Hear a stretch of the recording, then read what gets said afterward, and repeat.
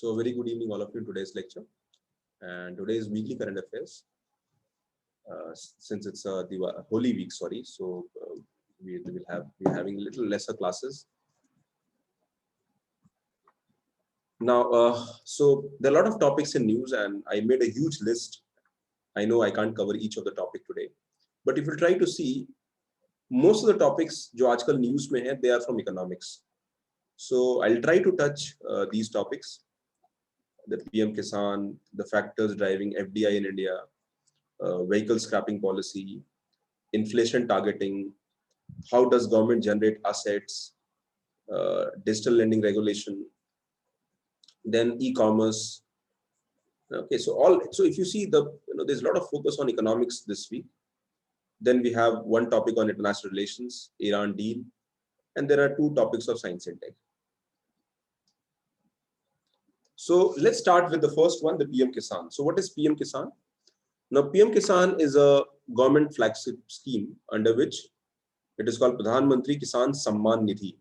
So it is like you can say it is a scheme where direct benefit is given to farmers, and direct benefit transfer, DBT bolte hain isko, is done. And under DBT we give 6,000 rupees to farmers in 3 installments.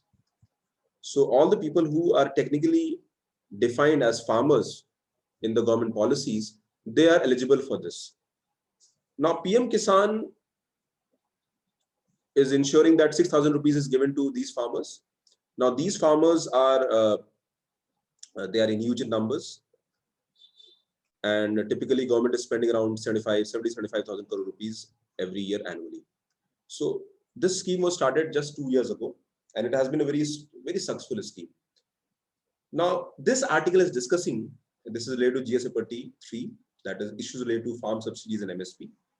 So Kisan Samman Nidhi is nothing but it is like a income transfer. आप farmers को income transfer कर रहे हो, and farmers can use this money for input. Input means they want seeds, fertilizers. Now 6,000 doesn't look a big amount, but government knows that they can't support farmers entirely. But whatever little support is given, that will be again helpful to farmers to a certain extent. So जो objective है वो ये है कि हम farmers को support करें, and they are able to, at least some load can be reduced. So recently government had announced in this budget we're going to transfer around 65,000 crore in this year, the pandemic year, 21-22 year, and it is the largest component of the agriculture sector, agriculture budget. So हमारा जो total budget है उसके अंदर एक हम agricultural budget भी pass करते हैं. So we have agriculture budget, we have a railway budget also, both are the part. So the Modi government started with the convention of agriculture budget. So ये agriculture budget में सबसे बड़ा component है, that is PM Kisan में जो पैसा हम लोग देते हैं. But there is a problem. The problem is that how do you define a farmer? अगर किसी को हम पैसा ट्रांसफर कर रहे हैं, so the definition of farmer in the government record is that somebody who has a land. अगर आपके पास land है and you have an agricultural land, so you will be technically you are a farmer, and hence government will identify you. You have to give proof to the government where you have a land record proof, and government will transfer this money through DBT. और ये आधार based payments होते हैं, the accounts are also Aadhaar linked. No, but there is a problem. एक बहुत बड़ा economy के अंदर जो लोग हैं, I'm talking about people who are involved with farming sector, they are excluded. So unfortunately, a huge section of population, tenant farmer जो जिनका land नहीं होता है, and they are using somebody else's land for agriculture. So tenant farmers, women farmers, tribal families, and landless laborers, they are excluded. इनको नहीं benefit मिलता है. Let's say I have a land and I have a, let's say 5-acre land, and I live in city. ठीक है, मैं city में रहता हूँ, and so I am eligible even though I live in city, but technically on paper I am doing the farming, but I will give my land to a tenant. ठीक है, मैं उसको दे दूंगा, कहूँ कि आप use करो, and you use it for, और मुझे कुछ maybe 50% of produce मुझे दे देना, 50% will be yours. But technically, even though I am not doing the agriculture, I am eligible for this PM Kisan amount, not this tenant. Now that is not right. So in real sense, somebody who is actually doing work on the farm should be getting the money. और यही इस scheme का एक limitation है, that even though income support is given to farmers, but a large number of people who are actually involved in farming but they don't own the land, they are not given benefit. Also India में जो 1/3 जो farming में जो लोग हैं उसमें 1/3 people are landless people. So I don't have a land, I can't do agriculture. So what do I do then?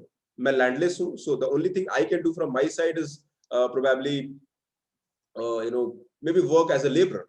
So I'm just a landless laborer. I have practically no right. The only thing I have or own is my labor. So they also do not, they are also not identified and they are excluded in the scheme, and that is a limitation. Now, this government, this article is discussing that हमको farmers को identify करना होगा, and we have to make the scheme more inclusive. हमको जो the section of population जो which is excluded उसको भी हमको include करना है. So that is the prime objective of this article. Now, so let's understand the dynamic.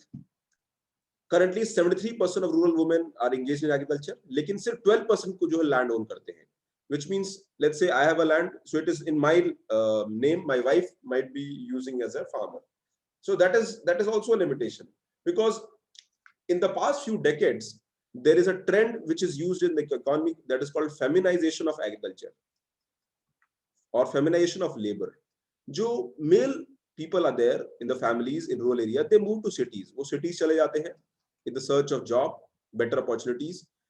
But women, they stay behind in the villages, and that so the female become labor. So that is called feminization of labor. So ये भी एक बहुत बड़ा challenge देखने को मिल रहा है, that in rural area women are actually involved in agriculture और उनको कोई benefit नहीं मिल रहा है. Similarly, in tribal communities, there's a problem. Many few have land rights. Landless laborers को तो बिल्कुल कोई land right नहीं है. And you can see this number is around 150 million people. मतलब 15 crore people are devoid of any benefit even though they are involved in agriculture. तो बहुत सारी multiple government scheme है, but इनके लिए कोई इनको benefit नहीं मिलता है. Now there is a very famous committee called MS Swaminathan Committee, which was formed in 2007. MS Swaminathan is called the father of Indian agriculture, or you can say father of Indian Green Revolution also. A very noted personality.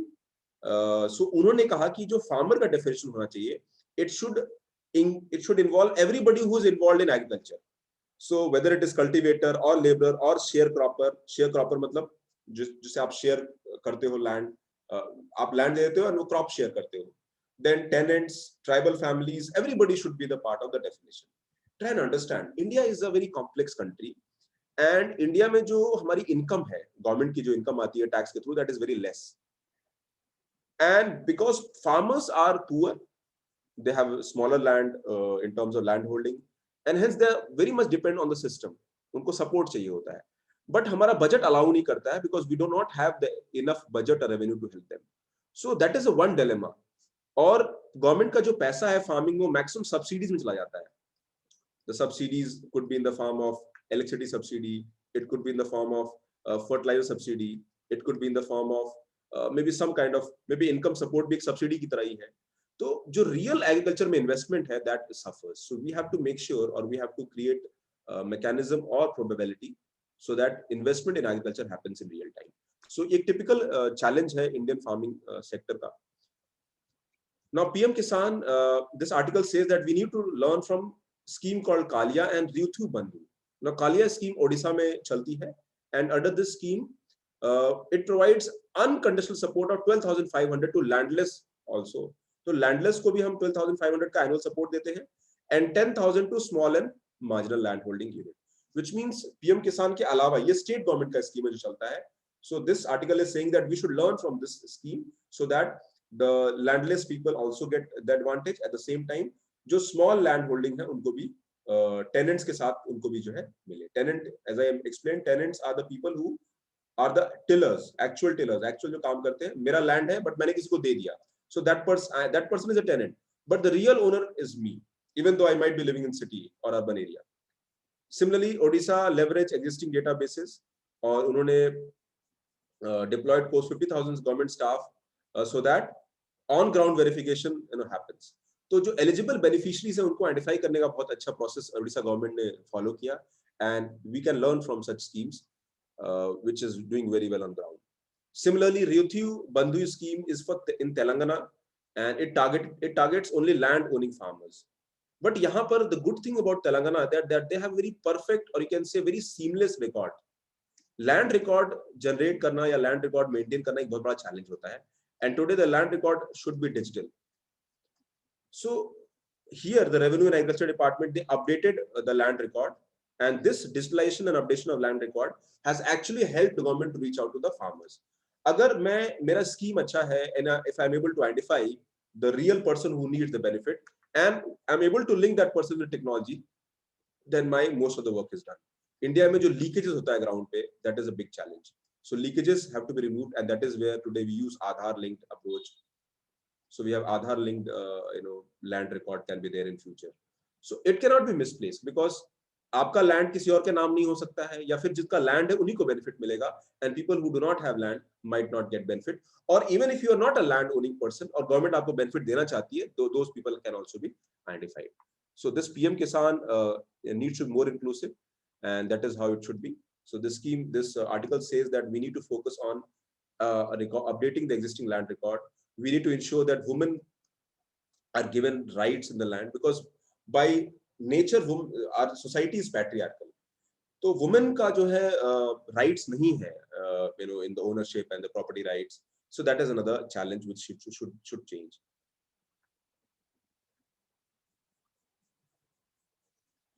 Then implementation of Forest Rights Act 2006, इसके हिसाब से tribal को जो है rights मिलता है, and they get the forest pattas where they can do agriculture. That also needs to be done, so that we have land record database for that as well. And similarly, the idea is to ensure that the land record database is maintained across the whole country. और जब ये record रहेगा, the schemes can be more effective on ground. So that is what PM Kisan article talks about. So PM Kisan एक अच्छा scheme है which gives income support to farmers, but it excludes a lot of people who should be supported as per this article. I hope this article is clear to everybody. Suppose समझ में आया? Should I move forward? Yes, Mayank, you can share your experience. So we have Mayank who wants to share his experience regarding something which he has seen on ground. Chalo, let's move to the next article. Government budgeting. So this article talks about government budgeting topic, GS Paper Mains 3, and it talks about factors driving FDI in India. So what is FDI? FDI बोलते हैं foreign direct investment.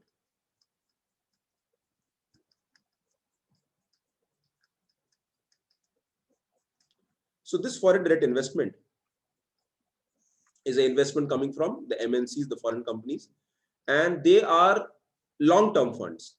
For example, let's say Hyundai Motors is coming from Korea, or recently Kia Motors came. So Kia is a it's a South Korean company, and it is investing in India. So when it is investing in India, it will bring money from their country in the form of dollar, and that will be called foreign direct investment. वो यहाँ पे base develop करेंगे. Either they will collaborate with local player या फिर zero set start करेंगे. So that is called FDI, foreign direct investment, and this foreign direct investment is very good because it generates investments at first level. Then the job creation happens secondary level. The third is they will also bring technology and skill with them. Okay, so technology and skill, they will induce competition in India's market. And this money is non-debt in nature. वो India में invest कर रहे हैं, so this money is on non-debt. हम कर्ज नहीं ले रहे हैं, वो अपना इन्वेस्ट कर रहे हैं. So that is a non-debt kind of money that is coming in India. So FDI is very much encouraged in India because India wants that this investment should come in India, so that the manufacturing happens in India for Indians at first level, because India is a big country in terms of market. And the second is, of course, we need to make India as a base for manufacturing for the whole world. अगर मैं India के automobile sector को देखता हूँ, specially the automobile sector, the two wheeler sector, it is, you would be surprised to know that this sector is world class right now in the world. Okay, the kind of innovations that has happened in the past one decade, the kind of effort that is happening, and so India का जो automobile sector है वो काफी अच्छा हुआ है, and that is precisely because of investment that have come from outside. So we have Ford, we have Maruti, we have Hyundai. Now ये सिर्फ इंडिया के लिए मार्केट नहीं देते, they are big exporters also, and that is advantage. So almost every global economy today, they are contemplating and they want to become part of India's growth story. और आप surprise हो जाओगे, जब Covid चल रहा था during the period of 2022, this India witnessed very high FDI, very high FDI, in fact better than 2019. ऐसा क्या था कि पूरा इंडिया इकोनॉमी क्लोज्ड है and then still we are witnessing investment in India, and that is something which surprised many people, the some people who are involved in this process. So the reason why India did well is because of multiple factors. So we'll understand that. So India saw fastest growth in FDI among the all major economies last year. India latest FDI total still lags behind highest allies such as China and Brazil. But India में जो investment हुआ वो क्यों हुआ, वो factor important है. At the same time, we also need to understand that what are the issues which are faced by investors. जो बाहर से लोग इंडिया में आते हैं, why they're going to China or Brazil for that matter, why can't they come to India at first place? And even if they're coming to India, what are the areas where we might say that China should be doing better or is doing better? So India में जो एक problem होती है वो ये होता है that there is a lot of policy landscape. Government जो है स्कीम्स या पॉलिसीज को चेंज करती है. At the same time, there is also issue of market access barrier. यानी गवर्नमेंट जो है न्यू रूल्स लेके आती है, इम्पोर्ट ड्यूटीज जो है इम्पोज कर देती है. So that kind of deters the investment coming to India. Second is recently government ने जो प्रॉमिस किया था आत्मनिर्भर Bharat, self reliant India. So the self reliant India somewhere shows a protectionist tendency. आप अपनी इकोनॉमी को बचाना चाहते हो, and that is where a lot of investors within India and even outside, they are little skeptical कि भाई कहीं ऐसा तो ना हो कि फ्यूचर में हमें प्रॉब्लम जनरेट होगा, because we want Indian companies to do better, though we are also want the foreign investors to come to India. At the same time, there is definitely acceptance that any investor who comes in India, they understand there are a lot of risk in India. तो risk जो है उसको India में adaptation करना होता है, और India में अडेप्टेशन थोड़ा मुश्किल होता है because the support that is available on ground, that is not very friendly. I'll tell you, there are a lot of problems in taxation. Even today there are tax laws में clarity नहीं है. पहले से better है, but still there are problems. There are issues where you still it takes 30 days to start a company in India, whereas it takes just 2 days to start a company in Singapore. यानी India में 30 days लगेगा company start करने में, right from zero till let's say you start the maybe output, but it might take 2 to 3 days in Singapore. So we still have to learn against what these countries are doing. हमारे यहाँ जो bureaucracy है, red tapeism है, rule regulation है, that is way too high if you compare with other countries. Then multinationals India में फिर भी आते हैं because you can't ignore India. India is too big an economy or market to be ignored. Even at the cost of these factors, they want to invest in India. Now, अभी जो India में investment आया है, that is unprecedented, a very high level, and there are 4 factors जिसके कारण India में investment बाहर से आ रहा है. The first is India's population. We have a huge population around 1.4 billion, and we have a rising middle class of 600 million, which means 60 crore हमारा middle class है. Can you believe that? And population of USA is 35 crore. तो USA का जो population है, double it, almost 2 times of that, we have middle class in India. So middle class means these people have a decent purchasing power. Middle class means that these people having purchasing power, they will be a big market for people, for companies, and that is what is the objective of the government, that कि हमको capitalize करना है इनको और Indian market को show करना है. And you'll be surprised to know that Indian market has all options. We have very rich people, we have moderate people, we have poor people. So economy में we have scope for everybody. Somebody who is exceedingly rich, if you want somebody to purchase yachts or aeroplanes, we have such people in India, and that number is not less. The billionaires in India, that is number is quite high. But जो average middle class है, वो aspiring middle class है. There are aspirational middle class like you and me. Tomorrow when you get a job, you will be aspirational in terms of what you want, in terms of consumer goods, in terms of what kind of help you need. So that is the first thing important we need to understand. The second is shifting geopolitics. Recently US और China में बहुत सारा competition हुआ है, and lot of countries are doing rethinking that should they leave China. Countries like Vietnam ने इसको बहुत अच्छे से इसको capitalize किया है. China, companies are starting to move from China to other countries like let's say Vietnam or India. In fact, Japan government ने तो कहा कि incentivize किया कि जो कंपनी चाइना से मूव करके किसी और कंट्री में जाते हैं हम उनको अलग से पैसा देंगे, will help them. So maybe India also needs to take the opportunity. though there are certainly problem. Vietnam इसलिए जा रहे हैं because of multiple reason. Even Vietnam has the policies are friendly and also they have cheap labor. But India cannot be left behind because India does have opportunity in terms of cheap labor or skilled manpower who can help them. So second reason is shifting geopolitics, where multinationals are forced to rethink, where they change their basis to other countries. The third is digital connectivity. India में जो digital connectivity है, it is something which is revolutionary in nature. Today, more than 700 people are connected to internet. 500 people, still 500 people are offline, जो बाद में coming years में ये भी link हो जाने वाले, maybe next 5 years, 7 years. Domestic Indian companies have demonstrated the ability to innovate and deliver high quality service at scale. Partnerships and an FDI flow linking multinational and Indian tech firms will continue to unlock shape market opportunities in the years to come. आप देखो Jio started in 2016, and when Jio started, you'll be surprised to know that Jio had a debt of 1.5 lakh crore, and they were investing also. And in 2020 April, Jio became a very big company because they were able to capitalize and they became number one in India in terms of the market. And उन्होंने क्या किया Jio ने, उन्होंने उनकी company का जो worth हो गया बहुत बढ़ गया, almost 10 times of the investment, and they almost sold, I don't know the exact number, but I think 10% around they sold their shares, and today it is a zero debt company. और ये investment पैसा बाहर से आया. So that is because the companies like Facebook invested heavily in Jio because they know that tomorrow this company has a future. It is going to stay in India for long, and that is something which is urging them to invest in India. So that is digital connectivity. The fourth one is the national resilience.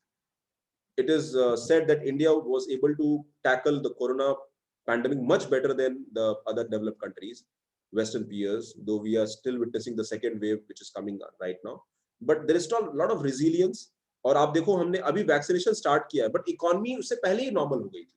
The economy revived and then we are starting the vaccination program. Though I do have my doubts that how this will turn, because virus is a virus. It will not behave different than how it behave in other countries. So maybe we might have another maybe bumpy ride in the next maybe 1 or 2 months.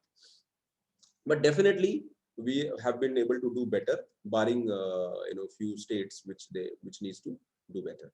But at the same time, it is also important that we understand that when companies and investment they come to India, they create wealth. जो wealth create करते हैं, job create करते हैं, then that is shared also with the people getting good job, good income, like that. So wealth creation is something which is very important for society, because that is how we'll be able to help our population. हमको poverty elevation करना हो, या फिर हमको government को taxes से revenue मिलेगा, people getting good quality job with security is what do we need, is the need of the hour. So these factors are driving FDI in India, and we would see that Indian talent, new products, competition, all these things are going to come. So in the coming years, maybe the 2020 to 2030, 40, and I'm sure हम लोग देखेंगे इस year. So this is India's decade, I would say. And the only thing that is important that India should be able to maintain the momentum. For example, right now the infrastructure, जो government का infrastructure push है वो unparalleled है. See, I've been teaching economics from almost 11 years, and I've been telling government, I've been telling students that this is what we need to do. Without good infrastructure, a country cannot develop. If we compare India with China, in one area they equally stand out is infrastructure. China का जो infrastructure है वो world class है. It is better than many developed countries of the world. So we need to if we can't surpass them, at least we can try to get close to them, and that will change the dynamics. So similarly, we have the easier tax rules, ease of doing business, and for that cooperation is also needed. Okay, so these are the factors driving FDI in India. So we need investment, and that is how things are going to change. एक ये article है helium का. Now helium is a very important gas, and that is used in many industrial requirement. So this article is discussing that helium is mostly coming from USA, and since 2021 government will stop the exports of helium. So Indian industry को suffer करना होगा, and that is what this article is discussing, that helium imports are going to come down because the US's government might not export from their country, which will import for us.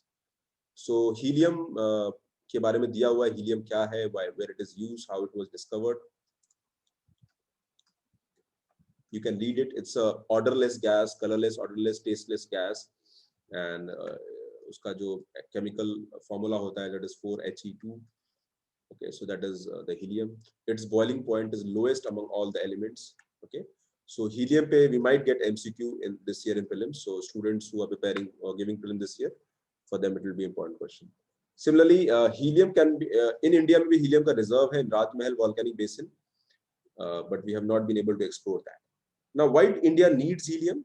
Because India imports helium around 55,000 crore from US, and it is used in medicine, scientific research, in many party balloons, welding application. बहुत जगह use होता है, and it is also used in MRI scans, in rockets and nuclear reactors. So India needs helium, and you might get a question here also, application of helium in real sense. So US का monopoly है helium से, and India needs to maybe look for new option. Other option is Qatar, Qatar, but Qatar has is a very unreliable country, and India has a reserve also. So maybe it's a challenge as well as opportunity that we might have to look for new helium reserves. So that is helium. Now it is a science and tech question, not exactly economics. So you can understand it's a science and tech question. Now vehicle scrapping policy. India में problem क्या है? Vehicle scrapping policy is a very famous, very more sought after and discussed policy that has come in the recent time. Now, vehicles in India, normally vehicles are registered for 15 or 20 years. After this registration is over, the old vehicles, they are re-registered. And in the re-registration, there's a fitness test that is done. So fitness test is done, and in this fitness test, the transport authorities, they will say that this vehicle can run for another, let's say 5 years or 10 years. In fact, this fitness test फिर periodic होता है, फिर periodic fitness test होते रहते हैं to check whether this vehicle can survive on the road or not. But this is not followed. There is no process, and we have, I don't know the exact numbers, but I think we have crores of vehicles which are not fit enough to be on the road, and they are running on the road, and they are pollution guzzling vehicles. I don't know, Delhi में तो, even Delhi में आपको बताऊं, Delhi में जो rule है that any vehicle which is 10-year-old, the diesel vehicle, 10-year plus, and any petrol vehicle 15-year plus, that is petrol, is legally not allowed to be on road. इनको legally road पे नहीं होना है. But do you think that is being followed? If we follow this rule, और ये Supreme Court का ruling है, judgment है, अगर ये rule से follow हो जाए, believe me, the half of the Delhi roads will be free from the vehicles, because most of the transport vehicles, the many cars, the old cars, they're still running on the Delhi roads, and they are generating pollution on road. So that is where we need to be very strict with that. The other thing is that हमको old vehicle को scrap करना है, which are not fit enough to be on the road. This old vehicle scrapping will have multiple advantages. First is it will generate the demand for new vehicles. It will reduce pollution, because pollution is a big challenge. Old vehicles, they generate almost 10 times more pollution than the new vehicles. Thirdly, it will be very good from security perspective, because newer vehicles will have more or better security features. If you are driving a new car and if you're driving an old car, definitely there's a better protection which is available in the new car or new vehicle or any vehicle. Okay, so that is another factor, is security. And in general, it can also lead to, you can say, the older vehicles are more prone to accidents, and they are more n number of issues also there. So idea behind this scrapping policy कि हम जो unfit vehicles उनको road से हटाएंगे, and especially in rural and semi-urban areas is area where the focus need to be there. One of the biggest challenges, the greenhouse gas emission, जो CO2 emission होता है, carbon dioxide, lead pollution, carbon monoxide, the incomplete combustion जो होता है. So all these are also challenge which can be addressed. Yes, electrical car is available which can be charged. That is also right.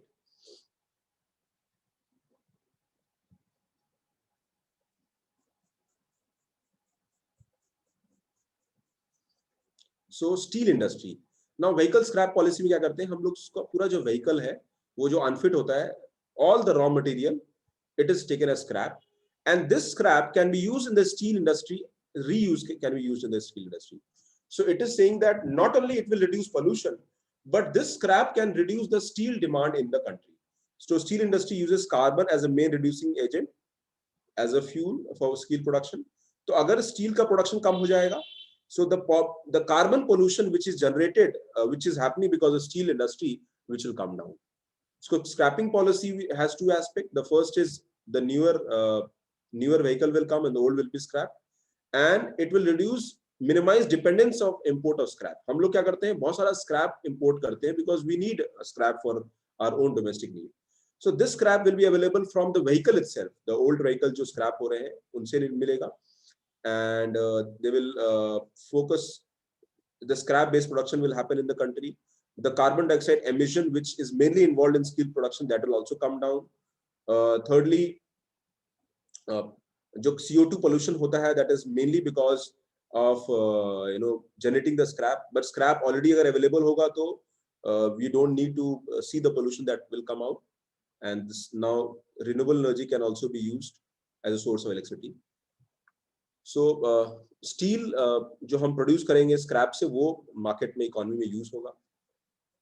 We are currently importing a lot of scrap, so we will be able to reduce our import, and around 25 million tons of iron scraps हम लोग बाहर से लाते हैं. This can be reduced.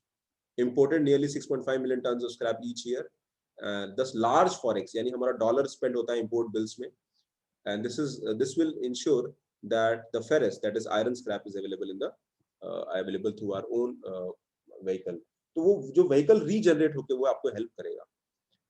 The strengthening is now focus need to be on resource efficiency and circular economy.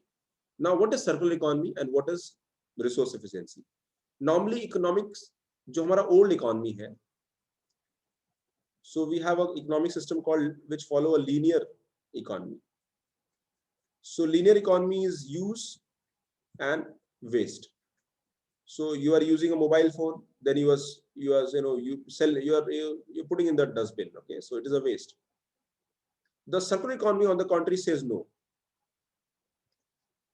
Use, reuse, save. So we can reuse. जो भी use कर सकते हैं वो use करेंगे. After the use is over, we'll try to generate the reuse concept.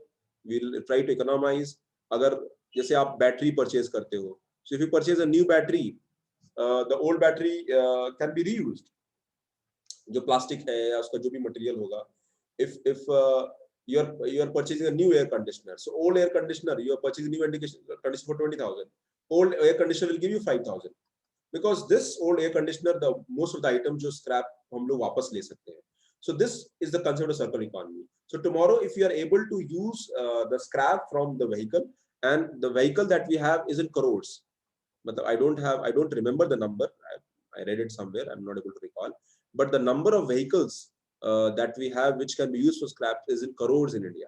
तो आप सोचो कितना जो है advantage create होगा, and the kind of pollution that can be reduced, the safety security will be higher on roads.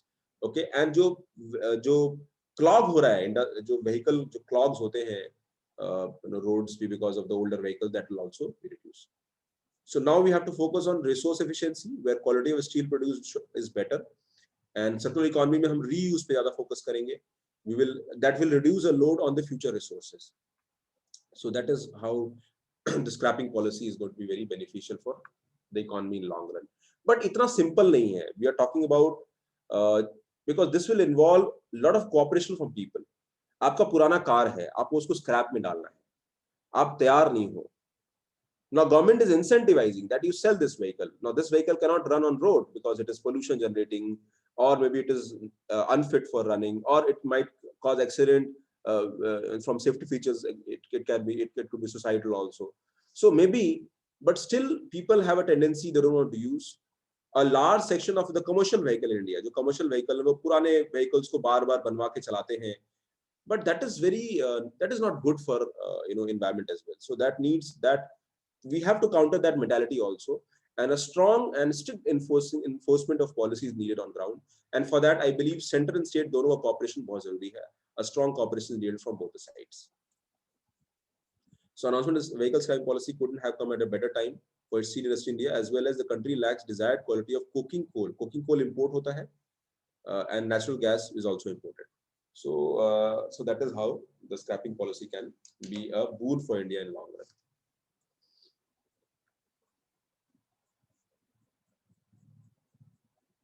Now this article thoda sa technical hai, inflation targeting, how inflation targeting really impacted India. Now let me take you little in the history before I discuss this article. So what is inflation targeting? Inflation का मतलब महंगाई. Now महंगाई का percentage, the inflation rate India में कितना होना चाहिए? So we have multiple bodies. We have RBI, which ensures that inflation is controlled in India. Inflation को हमें control करना है. So inflation control is one of their objective, or the price stability is basically their objective. So RBI came with a policy of inflation targeting of 2016, and under this inflation targeting, RBI ने कहा कि हमको inflation इतना maintain करना है, 4 plus minus 2%, which means 4 plus is to 6 to 2%. यानी जो inflation होगा वो इस range में होना चाहिए. If inflation is crossing 6%, यानी महंगाई अगर 6% से ज़्यादा है, or if inflation is going 2%, that is महंगाई 2% से कम है, then that is not good for the economy. So this is a range of inflation, and this is the official target of RBI. RBI का जो policy है, उनका official target है inflation targeting. Now this inflation targeting is happening since past 5 years, and it is only for period of 5 years. 5 year के लिए है, and in 2021 we might have to revise this policy, or we will continue it. So right now, because 2021 has already started, so a new debate has started कि भी हमको inflation का जो range है वो यही रखना चाहिए, or has this strategy of inflation targeting is beneficial or positive on ground. तो यही जो है aspect हमें समझना है in terms of inflation targeting. थोड़ा technical article है, so don't worry if you don't understand, because I'll try to make you understand. So inflation targeting is a policy which is adopted by India's RBI's policy, but it is also a policy by New Zealand and many other countries. India adopted in 2016, and here objective is to contain inflation around 4%. So allowable range क्या है 2 to 6%. RBI has announced a formal review of the policy instrument. अभी RBI ने कहा कि हम इसको review करेंगे, because the period for inflation targeting was only for 5 years. So mostly the chances are there that they will ensure that inflation targeting वही रहेगा, change नहीं होगा. But again, since formal review is needed, so we'll try to see that. Okay. RBI जो है हर bi-monthly, every 2 months, RBI comes with their monetary policy. उनका एक body है MPC, Monetary Policy Committee. So monetary policy committee एक body है जिसमें जिनका objective होता है कि वो इंडिया की money policy means money policy, means money policy यानी availability of money in the economy, interest rates, all those things. So उसको MPC बोलते हैं. So MPC is a body which decides the inflation targeting objective. So the RBI's MPC, it announced that MPC considered real repo rate of 1.25% as a neutral real policy rate for Indian economy. अभी repo rate क्या है? Repo rate is a rate at which RBI lends to banks. यानी RBI loan देता है bank को, and bank gives loan to common people like you and me. So if whatever policy is decided by RBI, so this repo rate becomes the base rate of the economy. Economy का जो base है rate, यानी rate उससे ऊपर ही रहेगा. जो RBI loan देगा, bank उससे ऊपर ही loan देगा, right? Because if bank will need money, it will go to RBI. So this is, so MPC ने जो है repo rate को जो है real rate बोला है, and so this is the real policy rate for the Indian economy. Now coming to this aspect, has inflation targeting worked in India? क्या inflation targeting पिछले 5 years में work किया है? And there are multiple views. One of the views says that we have done well, and the inflation management by RBI has been very much on the real lines. हमारी economy के अंदर जो repo rate था, वो almost you can say from 7% Today repo rate is around, I think 3.4%. Yes. So repo rate was very high to 7%. Now it has come down to 4%. So Indian economy में जो loan rates है, they depend on the repo rate. Loan rate means आप bank जाते हो, you take a loan, and when you take a loan, that could be housing loan or business loan or personal loan, whatever loan you take. So repo rate is a base rate. ये rate जो होता है, ये पूरी economy का interest rate decide करता है. यानी अगर ये बढ़ेगा, so earlier the repo rate was 7%. It has come down to 4%. Though this I'm talking about 3-4 years ago. जब repo rate 7% था, तो loan rate भी महंगे थे. And I'll give an example. Just last month I went to bank. One of my friend wanted to purchase a car, so I went to a bank and with my friend, with the bank manager, and I discussed the interest rates and all. And I was surprised to know that the loan rate has come down to around 9%, around 8 point something percent, 8.9 something percent. So, and I purchased car in 2016. 14. Sorry, I purchased a car, and the loan rate which I paid was around 12%, 11 point something percent. So I'm telling you that the interest rate which I've paid 6-7 years ago, it is much higher than what interest rate my friend is going to pay, and that is precisely because the interest rates in the economy have come down. तो हमें India में interest rate हमारे बहुत ज़्यादा है आज भी. We give loan in India, and that loan rates vary from maybe from 8% till 18%. In developed country, it is just 2-3%. यानी हमारे इंडिया में लोन रेट बहुत ज्यादा है, and that is because multiple reasons. First is regulation. Because of regulation, interest rates are high. The second is India में जो deposit rates है वो बहुत ज्यादा है. FD rates are high, the saving rates are high, and that is where if you put money in bank and bank give you 5%, अगर bank आपको FD में 5% देता है, 5.3%, and the bank will use same money to give loan to somebody else, so they will give it at least 8-9%.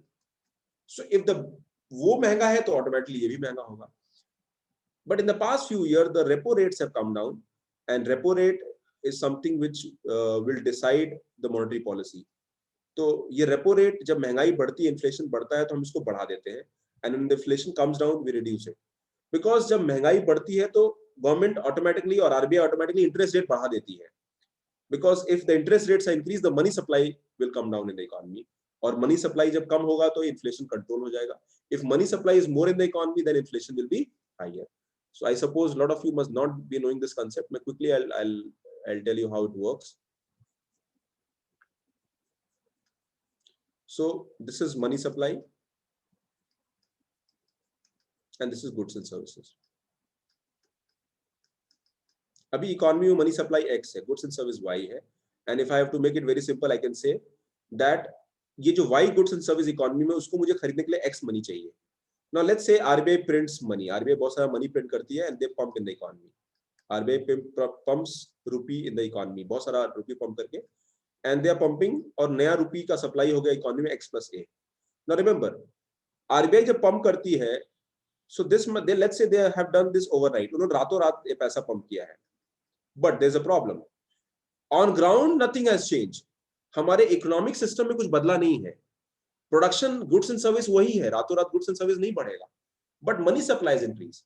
Now, which means in case 1 and in case 2, in case 1 Y was available at X rupee, and in case 2 Y is available at X plus A. यानी case 2 में ये महंगा मिल रहा है, this is costly.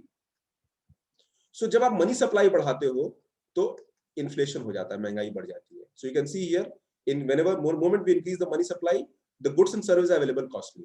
तो जब महंगाई बढ़ती है, तो मनी सप्लाई जब बढ़ता है तो इन्फ्लेशन बढ़ जाता है. अभी हमें उल्टा करना होगा. If you want to reduce inflation, तो हम मनी सप्लाई को कम कर देंगे. तो यहाँ इन्फ्लेशन ज्यादा है, हमको इन्फ्लेशन कम करना है, तो मनी सप्लाई कम कर देंगे. सो that is what even banks, RBI do. जब महंगाई बढ़ती है तो आरबीआई मनी सप्लाई को कम कर देता है, और मनी सप्लाई कैसे कम करता है? बाय इंटरेस्ट रेट बढ़ा देगा, लोन रेट्स का इंटरेस्ट रेट बढ़ा देगा, बेसिकली रेपो रेट बढ़ा देगा. So when the RBI loan को महंगा कर देगा, तो automatically less people will take loan, because loan महंगा हो गया है. Why should I take a costly loan? So if the loan is costly, less people will take money, and that is how money supply will come down. So that is a basic approach of RBI's approach. RBI क्या करती है कि money supply को कम करती है. जब inflation बढ़ेगा तो मनी सप्लाई कम कर देंगे. मनी सप्लाई कैसे कम करना होगा? इंटरेस्ट रेट बढ़ा देंगे। अभी उल्टा, यानी मान लो इन्फ्लेशन कम है या मे बी आपको इन्फ्लेशन रूपी आपको डिमांड इकोनॉमी बढ़ाना है तो मनी सप्लाई को आप बढ़ा दोगे, so that money is easily available. So that is the policy, official policy of RBI, and that is how they try to control the inflation in the economy. So I hope this concept is clear. So in the past few years, the good thing that has happened, that the inflation, the rates have come down, and that is a very good point. And also with period of time, हमने repo rates को भी कम कर दिया है, and that is how it is there. But remember, we still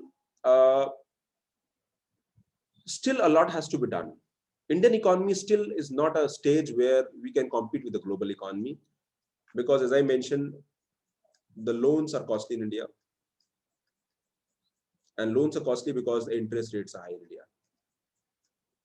We need to create a procedure, or we need to facilitate such procedure where interest rates are come down, so that अगर interest rate कम होगा तो business करने का जो cost होगा कम हो जाएगा, and that is how it should be. India में जो इन्फ्लेशन है वो 2 to 6% पे रहता है. In developed country the inflation is also less. It is just maybe 1 to 2%. In fact 1% रहता है. तो इन्फ्लेशन जब ज्यादा रहता है तो भी आपका इंटरेस्ट रेट बढ़ जाता है, बिकॉज मान लो आपका रियल इनकम क्या है, आपको एफडीओ 5% मिलता है, महंगाई 6% है, so this is inflation, FD 5%. So your real income would be your FD income minus the inflation, minus 1%.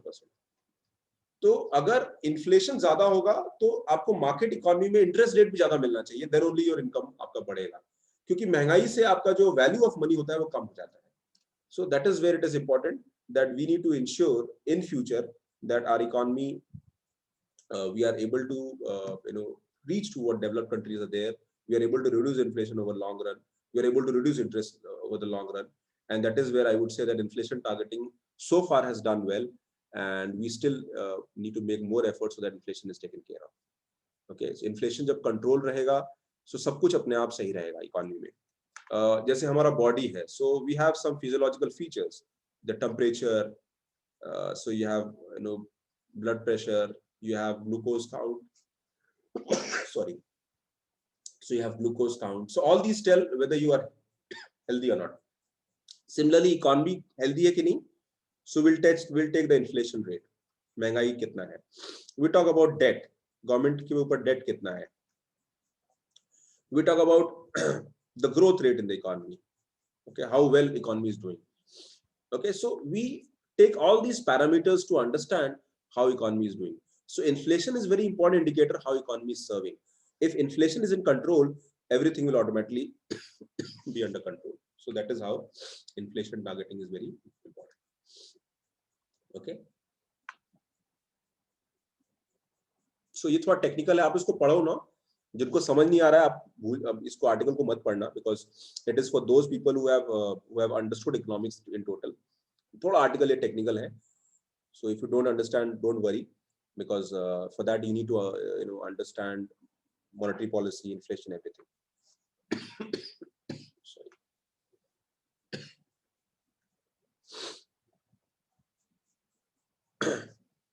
Is it clear to everybody? सबको समझ में आ रहा है? Are you able to understand? Any doubts? ये आर्टिकल थोड़ा technical है. Students who do not have a background in economics, they should not worry, because once they are through with economics basics, then they should be able to understand this article. The rest of things are clear, right? Fair enough. Now, COVID in India has created multiple challenges for the economy. So one of the challenge in the COVID has been decline in the revenues of the government revenues, and government revenues largely come from two sources. One is the tax revenue and other is the non-tax revenue. The tax revenue account almost 80%. In fact, more than 80%, I would say. But because of COVID, the tax income came down because people started losing businesses, people's income came down, so tax will automatically come down. So all these challenges were there. So जब government ने budget pass किया, in first Feb 2021. So they had a challenge. How do they revive the economy? And one way was that why don't government monetize the assets? हमारे assets क्या क्या हैं? Let's take an example. So government has a lot of assets. Government asset हो सकता है unused land of government,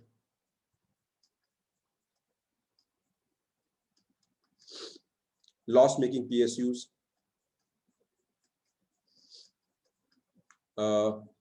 maybe maybe government का कोई resource है जिसको हम we can be more effective in using them. So government land है, let's say. So government land, government said that we will sell the land for lease. Let's say 50-year के lease पे दे दिया, and this will help government to generate maybe a lot of money. So that is how government will try to monetize the asset. आप asset से generate कर revenue को. Let's take an example of railways. Two bodies in India who have maximum land in India, one is railways, another is army. Naturally, government will not touch the army's land, but railway is definitely one of the biggest bodies in the country in terms of land. Surprisingly, railways का जो land है वो almost 20-30%. Just guys, just give me 1 second.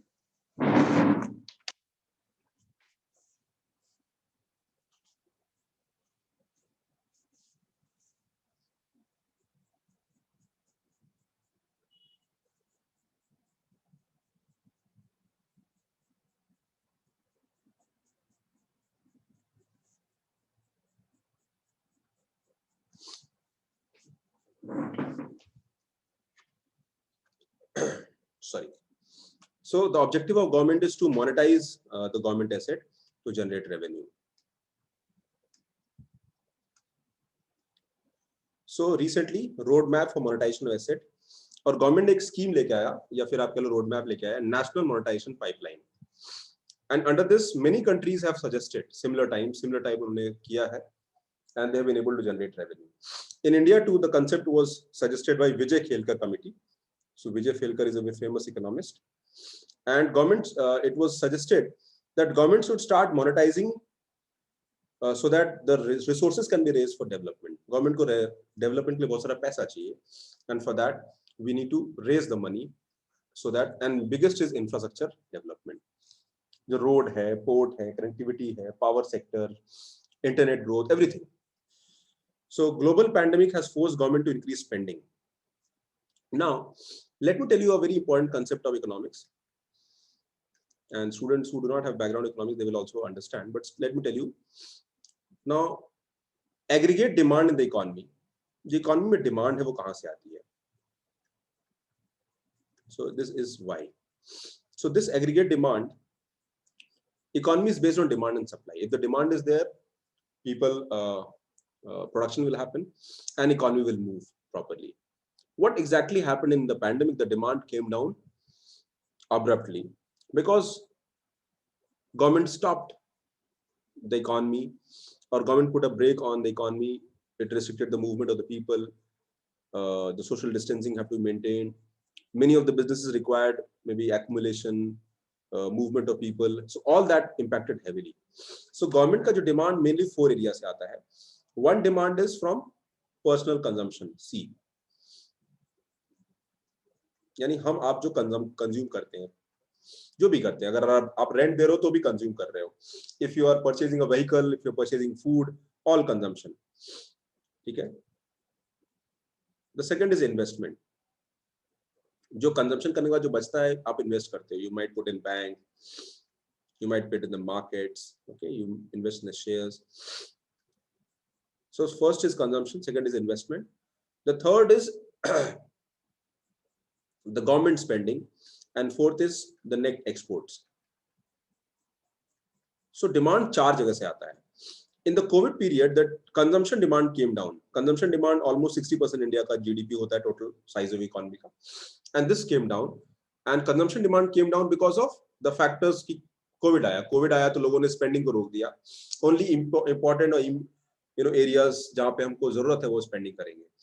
All discretionary spendings, आप food picture देख रहे हो, खाना खाने जा रहे हो, एंजॉय करने जा रहे हो, आप महंगे सामान खरीद रहे हो, वो सब आप पोस्टपोन करोगे. You will not do that. So consumption demand came down heavily especially during the COVID period. The second is investment. जब consumption demand जब कम होता है, automatically investment will also come down.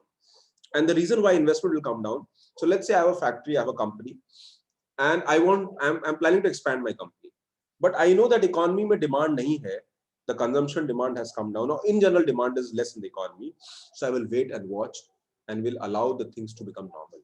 So investment has also come down. India में investment भी down हो गया है. Net exports has also come down because of the same factor, that is COVID. So the only factor which can save the economy is government spending. Government spending करेगा तो हमारा demand revive होगा. And government is the last resort. It's like others can't spend. Consumption आप loan लेके खर्च नहीं करोगे. आपको कुछ खरीदना तो आप loan नहीं लोगे. मैं wait करूँगा. Business people will not invest because they're not sure whether the economy will revive. Exports again, exports नहीं हो रहा because global demand कम हो गई है. So now the only way to revive the economy, हमारा demand अगर down होगा, अगर मान लो demand down हो जाता है, so this will impact the economy. पूरी economy का demand down होगा, job creation impact होगा, people का livelihood impact होगा, and this is something that we can't allow to happen. And that is where government इस पूरे problem में the only savior is government. Government को revive करना है. Government के पास दो problem है. पहला problem है that government का जो source of revenue है, it is also coming down because source of revenue also depend on demand in the economy. ठीक है, demand रहेगा तो tax government को मिलेगा. The second factor is that revival अगर government करना होगा तो government ही कर सकती है because government can print money. Government रुपए print कर सकता है. Government can take loan. Government can take risk. That risk cannot be taken by common people because common people के पास वैसा resources नहीं होते हैं. So government spending is the only savior, and here one good way of government spending is investing in the infrastructure. अभी जो infrastructure हमारी spending है COVID period में वो last year से it is more than the last year period. जब COVID नहीं था उससे ज्यादा हम spending कर रहे हैं infrastructure में. Let's say you are making a road. So when you are making a road or highway, so there will be demand for cement, there will be demand for iron, there will be demand for technicians, there will be demand for machinery, lakhs of people, because infrastructure is a labor intensive job. So lakhs of people will be employed and these people will get salary. So economy में जो एक positive virtuous cycle है वो start होगा. At the same time, this newly created infrastructure will generate more opportunities. Let's just look around, and you don't have to just maybe accept what I'm saying, but in whichever area you find that good roads are there, the 4 lanes are there, a good connectivity is there, automatically वहाँ property rates ऊपर चले जाते हैं. Wherever a new highway passes, the property rate goes up. Moment the property road gives up, people will start investing there. Some will start some business, some dhaba or shops or schools or housing, apartments or complexes, or then the factories, and a number of things will come. So जब infrastructure develop होता है, so it has a multiplier effect on the economy. So that is where government wants to capitalize. Government कहती है कि अगर हम 1 रुपया spend करेंगे, long run में ये 10 रुपया हमको देगा, but ये 1 रुपया हमें spend करना होगा. And that is the basic objective of the current policy, that we have to monetize government asset, generate revenue, and focus on the spending. जो spending है government का वो कम नहीं होना चाहिए, because other spending को हम रोक नहीं सकते. Government can't force you and me to do spending. हम घर बैठ जाएंगे, हम क्या नहीं spend करेंगे. Government encourage कर सकती है, but government can't force us to do the spending. So in the past 1 year, the total expenditure of the government has jumped against the target. आप देखो ना, जो खर्चा था government का वो बढ़ा दिया उन्होंने in spite of the COVID. On the flip side, the revenue of the government is shrinking. The borrowing has increased by 2.3 times. Almost हमारा जो borrowing था वो 8 lakh crore था, वो around 18 lakh crore हो गया है. इससे हमारा borrowing बढ़ गया तो हमको बाद में payment करना होगा. So all these are the problem. So tomorrow, the more loan we take, the more debt servicing हमको, यानी ज़्यादा loan pay करना पड़ेगा. And that is where government says that हमको revenue generate करना पड़ेगा. So I'll have to look for options. Apart from that, government ने infrastructure को boost करने के लिए national infrastructure pipeline एक launch किया है. So this NIP is basically a mechanism under which government will monitor the projects. अभी मान लो एक फ्लाईओवर दिल्ली में बन रहा है. So this flyover is near Raisina Hills, right? Raisina Hills, or it is the Luton's Delhi. Okay, so Luton's Delhi is the power center where all the ministers, Prime Minister, all ministers, the Parliament of India, the President's House, Rashtrapati Bhavan, everything is there.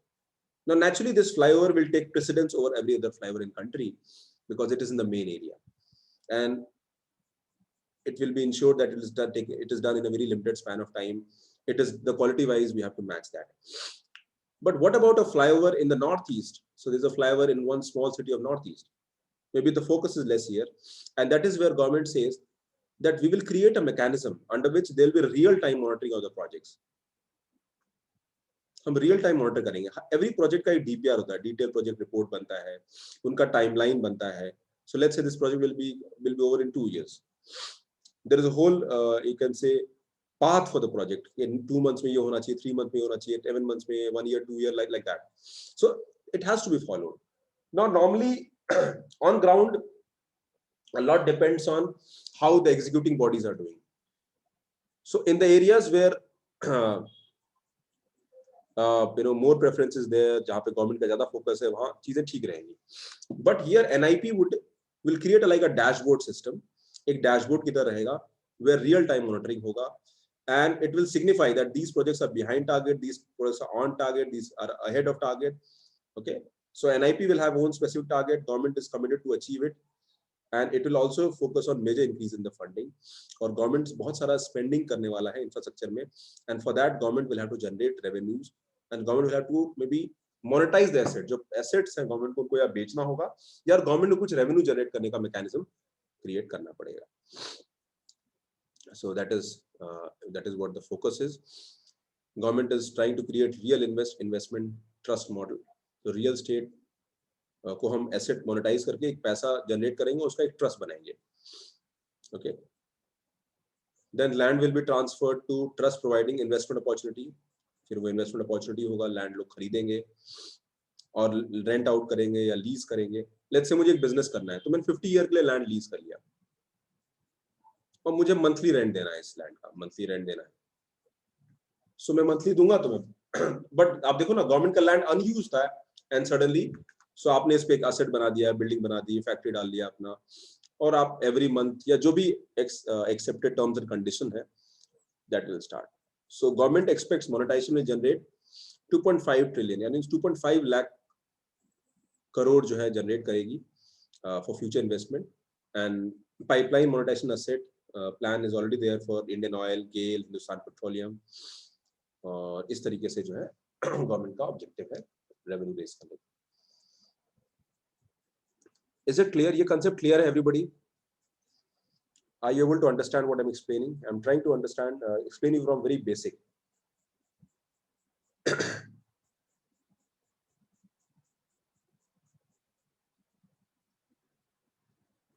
Everybody, is it clear?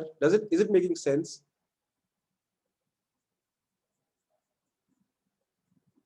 Clear, right? Are you able to understand? Anybody facing problem? Technical लग रहा है किसी को?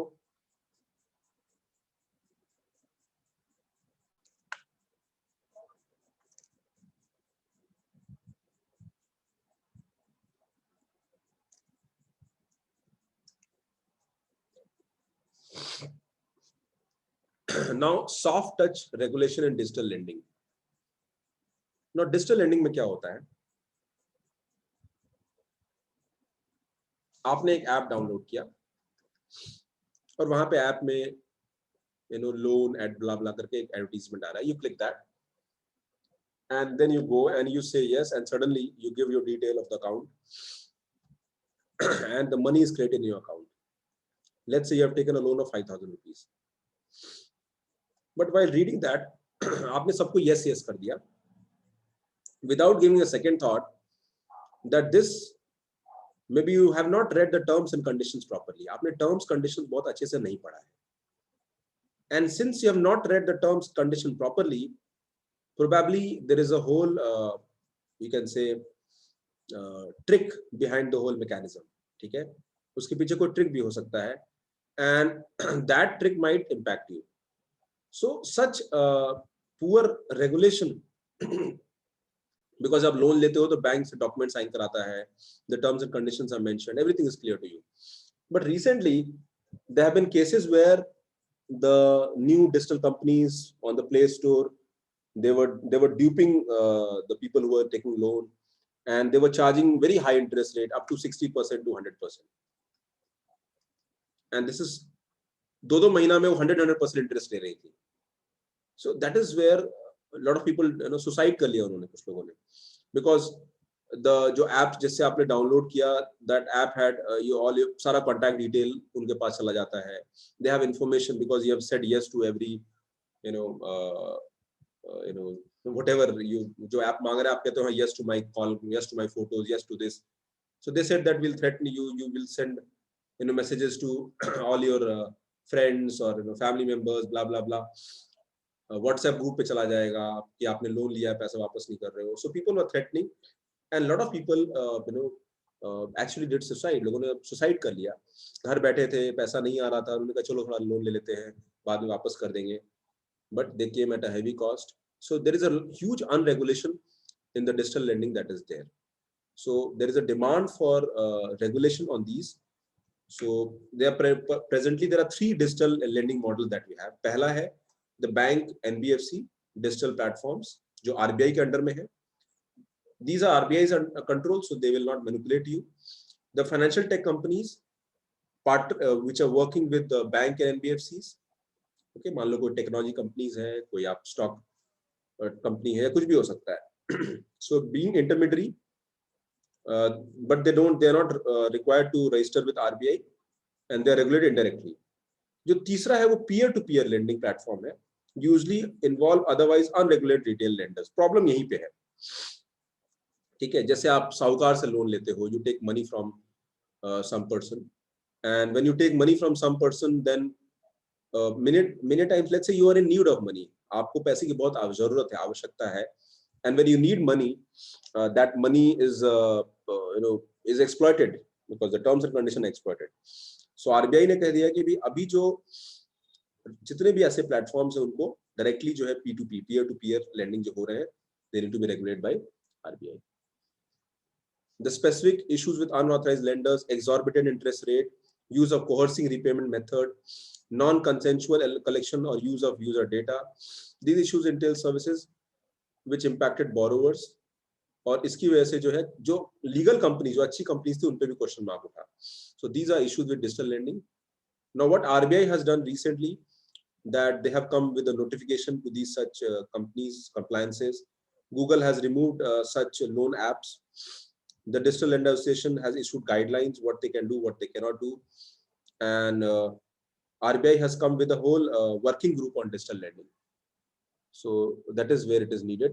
And apart from that, government को कुछ policy solutions भी लेके आना चाहिए. At one end, we should allow such companies to grow, but only if they follow legal mechanism. Okay, they have to be regulated properly. They have to give. मुझे loan लेने में problem नहीं है, but I should have the right information. I'm taking a loan of 5,000 rupees, and it is written that they will charge interest 5% per month with penalty, blah blah blah. When I know these terms and conditions, then there's no problem. But if I don't know these terms and conditions, then that is a problem. So primary cause of rising supply of unauthorized lending is the existing credit information asymmetry. आपको information नहीं मिल रहा है, and that is a problem. And because technology इतना easy हो गया है आजकल कि आप ऐप के क्लिक पे आप सब करते हो, and it is so easy. ठीक है, आपका यूपीआई डिटेल आपने दे दिया, यूपीआई आईडी आ गया, खट से आपके तुरंत आपका पैसा आपके अकाउंट में आ गया. But that money will come in your account, and now future harassment will start, because once you understand the interest rate, because 2 महीने बाद वो भेजेंगे that you have to pay, let's say 10,000 rupees. You said, what is this? I took 5,000 loan. How come it is 10,000? Now they'll say that this is penalty, this blah, this blah, this blah is the money that you have to do that. So at one end, government will have to, RBI will have to ensure there's proper regulation. Other end, we have to ensure that there are proper policy solutions from Government of India. Government of India को policy solution करना चाहिए, so that in future, such instances are taken care and controlled properly. Okay, so you can read it. What can be done? RBI has proposed. Now these are technicalities. You don't need to go. Okay, so we need to हमें एक innovation culture को stop नहीं करना है. Data protection is also important. Certification is also important. And at the same time, any kind of exploitation should not be there in the digital lending. And that is how the digital economy is going to grow. So just read this, you'll understand. मैंने पूरा net से बता दिया क्या होना चाहिए. Mines and Minerals Amendment Bill 2021. So अभी ये bill pass हो गया है. And this is as per GS Paper 3 Infrastructure, Energy, Port, Roads, Airports, Railways. तो ये GS Paper 3 का topic है. And recently, Government of India in both Lok Sabha and Rajya Sabha has passed this law. अभी ये जो law है, इसने original जो पुराना law था, उसमें उन्होंने amendment किया है. We already had a law, and it seeks to amend Mine and Minerals Act 1957. Now, जो हमारा mining sector है, it was very much regulated and controlled. And यहाँ पे government का monopoly था. The recent ones, it gives a lot of freedom, which allows entry of private players. Okay, and at the same time, competition should be induced. तो ये जो law है, उसने बहुत सारे changes किए. It has removed the restrictions on what minerals can be used. It will allow the companies to sell the minerals by captive mine. तो पहला ये करता है that कोई भी जो mine है, central government reserves any mine which can be leased through auction. ठीक है, auction के through lease होगा. And such mines are called captive mine. What is captive mine? तो mine जो होता है, let's say I am Tata's. Okay, so I need mine for my steel plant. मुझे steel plant के लिए ore चाहिए, and for that I need iron ore. So I will go to Government of India and I'll say give me a mine. तो वो कहेंगे ठीक है, ये captive mine है और इसको सिर्फ आप यूज कर सकते हो. You can use it for your own purpose. You can't sell it in the market. या फिर इसका आप कोई और पर्पस यूज नहीं कर सकते हो. So this captive mine is my mine, but I can use the raw material of this mine only for my steel plant. But now recently what government has said that if you, let's say you are, आपको mine चाहिए और आपने 100 million tons आपका requirement है, but you are extracting 120 million ton. So 20 million ton you can sell in the market. ठीक है. So bill ये कहता है that you can sell it in the open market. हाँ, उसके लिए कुछ को थोड़ा सा आपको गवर्नमेंट को एडिशनल चार्ज पे करना पड़ेगा if you're selling in the market. Now it has two aspects. The first is the private companies have capacity. Market में डिमांड तो है ही है, तो वो उस डिमांड को कैपिटलाइज करेंगे. They will also bring investment and technology, and not only for their own needs, but they are going beyond the need, and they can become competitor to the existing, you can say, mine and mineral companies. So that is how would be there. The third is जो unused होगा या ठग से जो government terms condition पे use नहीं हो रहा है, उसको बाद में government auction कर देगी. You can read it. Again, technicalities are not important.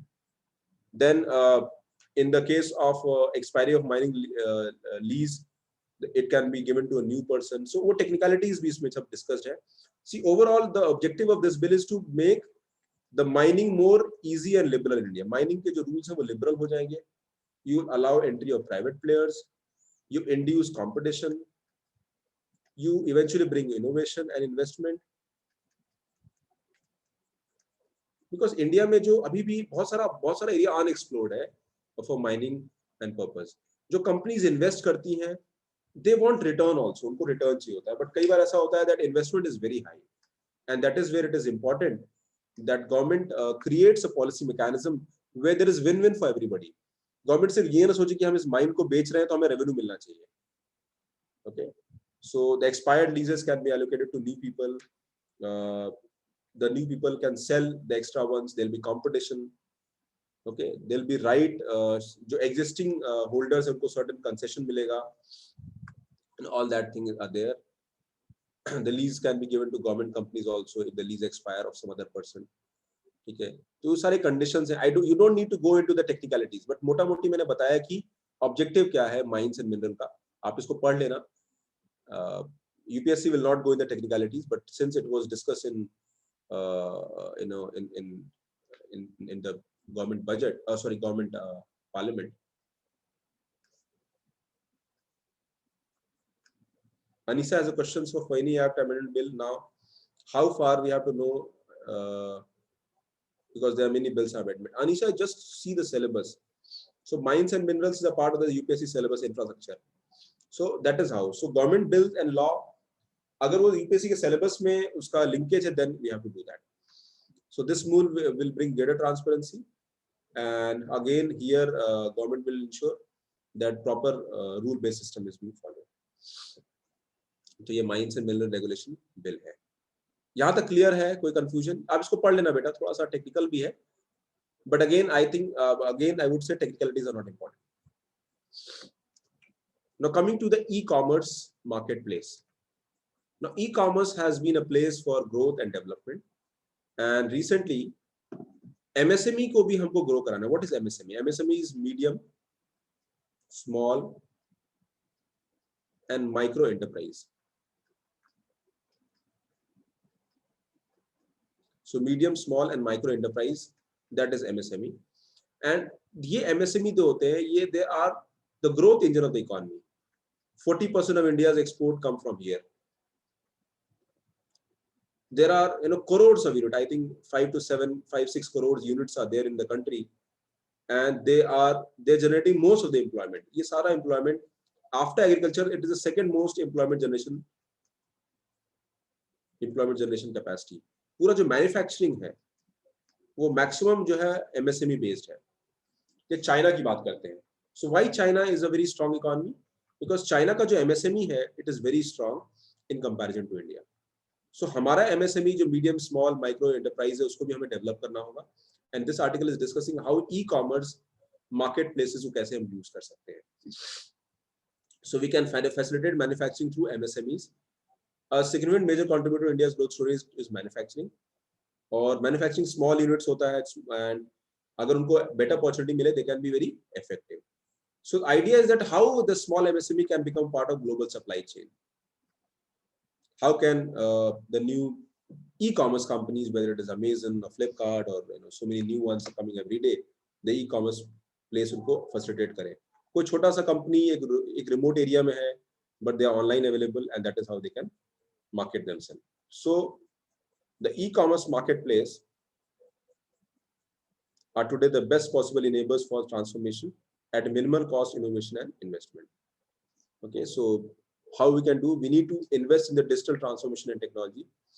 जैसे चाइना का बहुत अच्छा एग्जांपल है. China has been able to digitally empower their MSME sector, and e-commerce allow the products from hinterland to get to the national market beyond the local catchment. Online से customers पे आप reach out कर सकते हो. You can invest in the supply chain. E-commerce provides opportunities for MSME to partner them in supply and delivery network.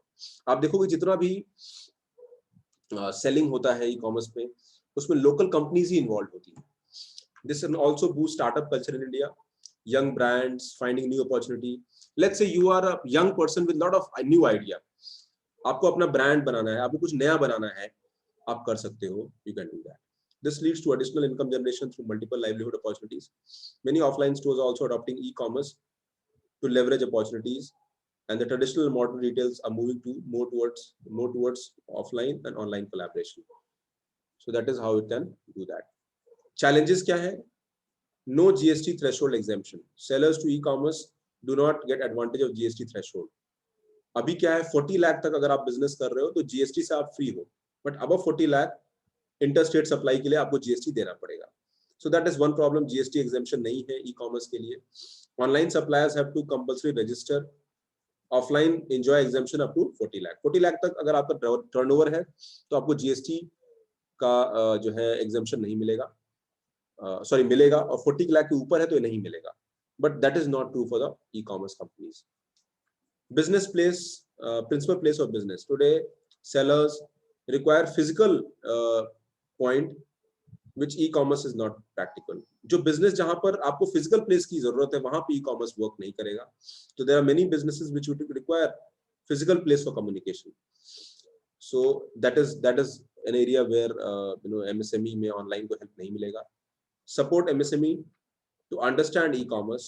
ठीक है, और MSME को, इंडिया का MSME अभी स्टिल वीक है. आज हम मेक इन इंडिया की बात कर रहे हैं, we are talking about Aatmanirbhar Bharat. They all somewhere at the root of it is manufacturing sector, और मैन्युफैक्चरिंग में जो प्राइमरी जो फोकस है वो MSME ड्रिवन अप्रोच होना चाहिए. So we need to collaborate with e-commerce entities they can be provided by state government. We also need to ensure that the existing schemes benefit the MSME sector. तो ये हमको focus करना होगा, उनका infrastructure develop करना होगा. There should be a national logistics policy focused on e-commerce people.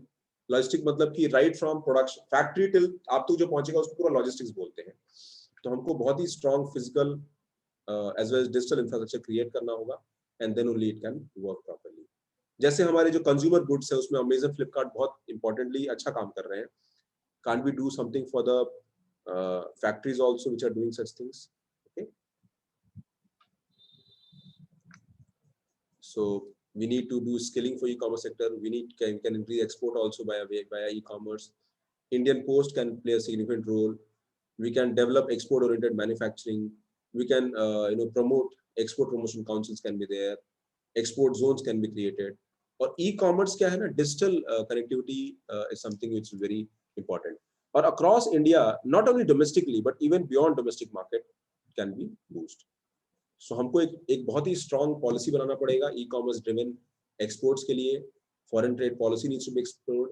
We need to create e-commerce marketplace which can create MSMEs, and for that I think the biggest advantage would be support and encouragement from the government. Government खुद इसमें जो है support करे, funding करे, and that will change the dynamics on ground. So e-commerce can be game changer for MSME sector in long run. और सिर्फ हमें production के बाद entire supply chain till delivery, services, all can be done through the e-commerce. That is what we are looking at. So I hope this is clear. Heavy तो नहीं हो रहा है. Everything is okay till now. Are you able to understand the topic? Especially students who are not used to attending the weekly current affair. Weekly current थोड़ा भारी होता है, little. I hope everybody is okay.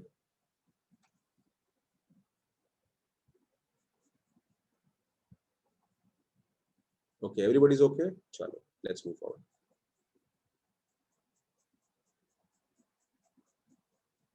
Good. Read them. If you have any doubt, you can ask them. Now, there is again an article on economics. State budget bellies hopes of public spending led recovery. Now, India is a federal system. Central government के पास तो फिर भी ठीक है, but state governments को भी problem हुआ है revenues का. And the article highlights how emerging trend from the state budget, which dashes hope of public spending led economic recovery. मैंने क्या कहा? Government spending करेगा.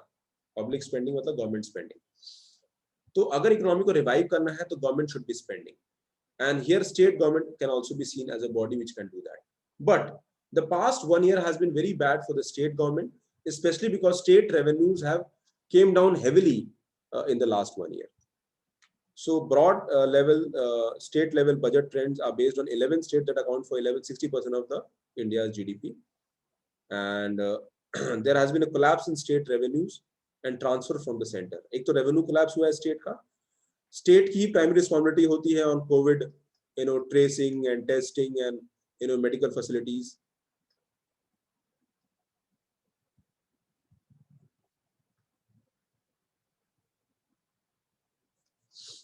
I'm just allergic, Priya. So I've forgotten to take my medicine. So I'm just a little allergic. So the moment I take my medicine, I'll be back to okay square.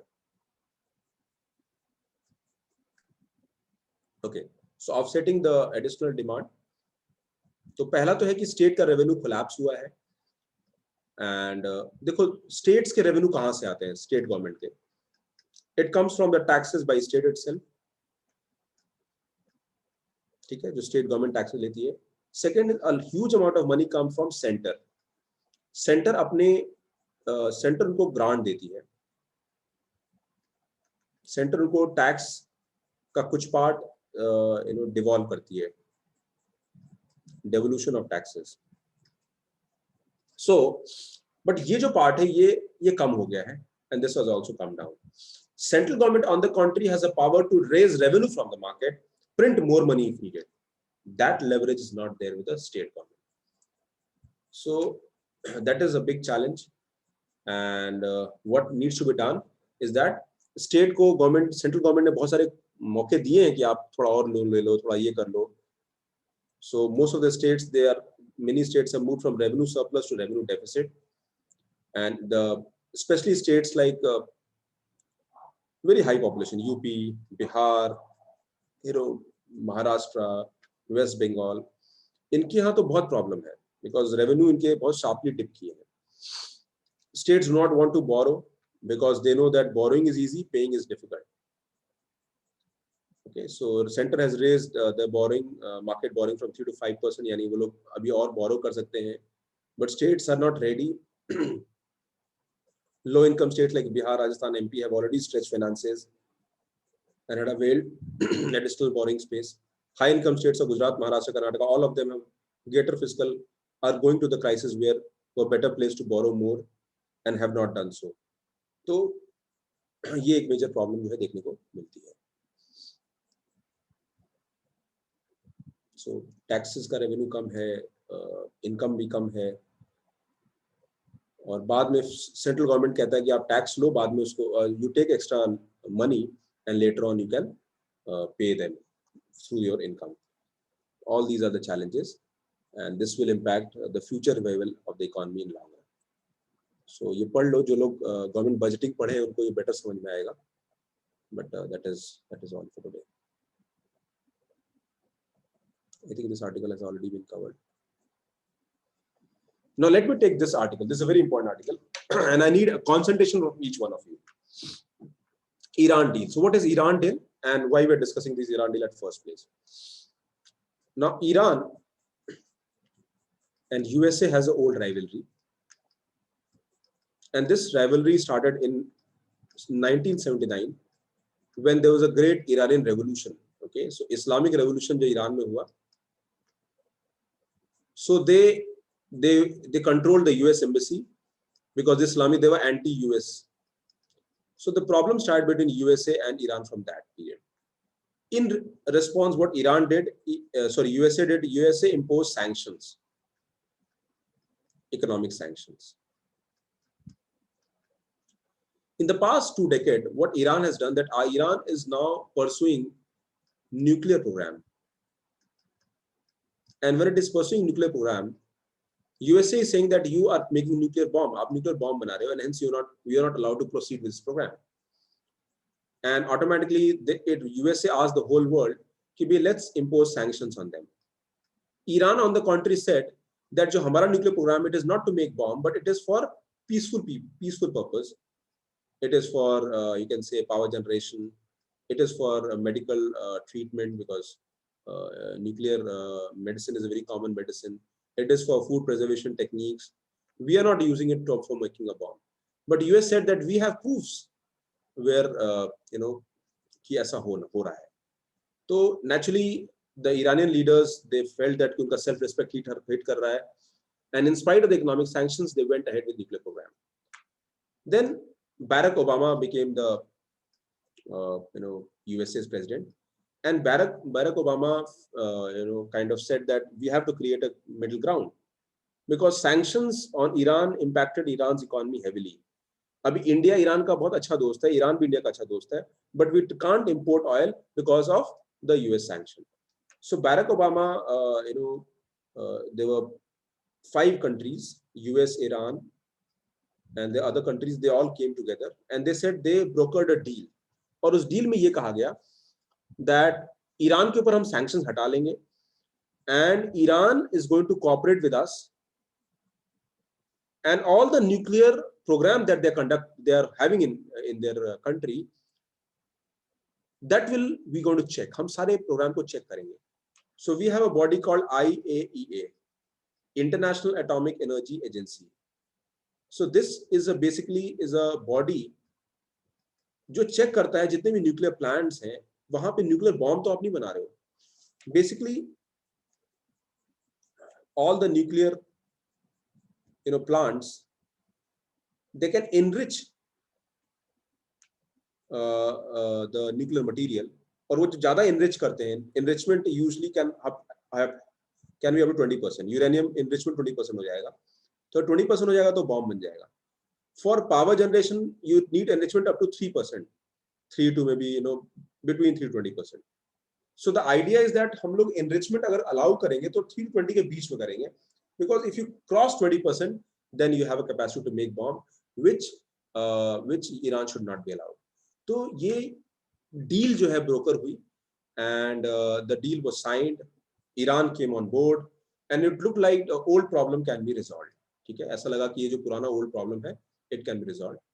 But moment Trump came, Trump said that I will not accept this, even though it is like US ने ही इसको broker किया था, but जो अगला government US का आया Trump में, Trump said that I would not accept, and it said that Iran is an evil country and it is going ahead with the program. So that is where again Iran said no, you already signed a deal, you can't say no.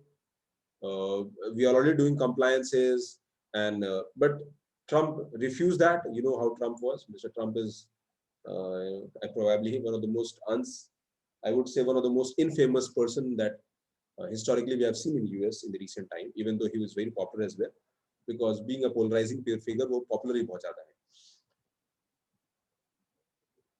Mr. Biden won the election, and Mr. Biden believes in the legacy. He was a, you can say, he was a junior partner, or maybe he was vice president during Obama's time. So he carries that same legacy, and now Mr. Biden wants that US and Iran deal जो हुआ था उसको हम वापस लेके आते हैं, and that can be done. But again, Iran is very skeptical. Iran का कहना है कि भी आप अभी कुछ बोलोगे कल कुछ बोलोगे, तो ऐसा नहीं है. So the US and Iran जो डील पहले हुआ था, जॉइंट कॉम्प्रिहेंसिव पार्टनरशिप एक्शन, वो अभी होगा या नहीं होगा पता नहीं, but international atomic agency is back on stage to rescue. तो ये जो बॉडी है ये वापस न्यूज में आ गई है, and they are saying that will try to create solution to this problem. The US try to pressurise Iran by proposing a resolution, कि भी हम इसको रिजॉल्व करते हैं. This comes amid rumor that Iran might withdraw from non-proliferation treaty. Non-proliferation treaty क्या होता है? It's a treaty which, if a country signs, they can't make nuclear bomb. तो अभी तक ईरान उस treaty में है, but वो हटा सकता है. ईरान में follow Indian model of creating deterrent. India क्या है? India is a country which does not follow international treaty of non-proliferation treaty. Basically, thoda sa I need your 5 minutes, and that will make things more clear. So we have, world is driven by a treaty called non-proliferation treaty. और non-proliferation treaty ये कहता है that जो world है वो दो, it is against nuclear disarmament, यानी हमको nuclear जो arms है उसको खत्म करना है. So NPT create two kind of country. पहला जो kind of country है वो है the nuclear weapon states. इसको मैं क्लीन डायग्राम में करता हूँ, that will make it better.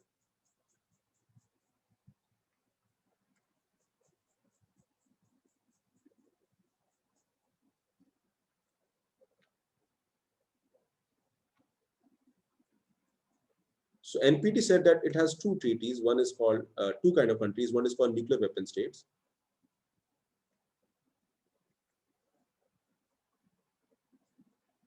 NWS. And we have another country called non-nuclear weapon states.